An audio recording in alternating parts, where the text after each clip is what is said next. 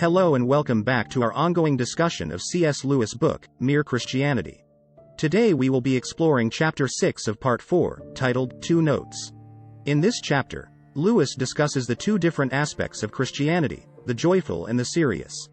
Did you know that C.S. Lewis is considered to be one of the most influential Christian writers of the 20th century?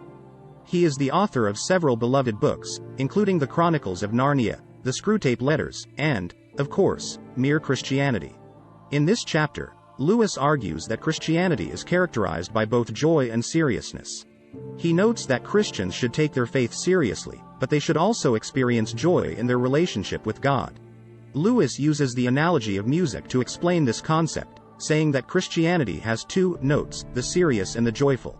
Just as a piece of music contains both high and low notes, Christianity should contain both serious and joyful elements. Lewis also emphasizes that the joy in Christianity is not the same as the happiness that we experience in our everyday lives. Rather, it is a deeper and more profound joy that comes from our connection with God. Here are a few quotes from Chapter 6 on Two Notes. Joy is the serious business of heaven. Christianity is a dancing religion. And it is also a thinking religion.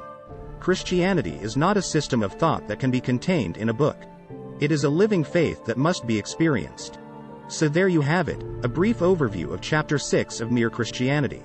As we've seen, Lewis emphasizes the importance of both joy and seriousness in Christianity.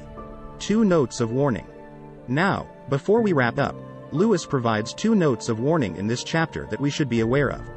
The first is about the temptation to focus too much on the differences between Christian denominations, rather than on the fundamental beliefs that they share. Lewis argues that this kind of denominationalism can be dangerous because it distracts us from what is truly important. The second warning is about the danger of thinking that we can understand everything about God. Lewis reminds us that God is infinite and that our human minds are limited, so there will always be things about him that we cannot fully comprehend. This is not to say that we shouldn't seek to understand God better, but we should do so with humility and a recognition of our own limitations. Now, let's wrap up with some other interesting citations from this chapter. Theology is like a map. Merely learning and thinking about the Christian doctrines, if you stop there, is less real and less exciting than the sort of thing my friend got in the desert. Doctrines are not God. They are only a kind of map. You must have tasted, however briefly, the pure water from beyond the world before you can be distinctly conscious of the hot, salty tang of nature's current. To treat Christianity as a storage tank of bottled spiritual experiences is like judging a symphony by its program. We have been warned that a love of controversy, and a talent for arguing, even about trifles, often seems to show itself at the age when the fatal habit of hypocrisy is already beginning to form in us. If you want to read more about Lewis' thoughts on these topics, check out pages 136 to 142 of Mere Christianity.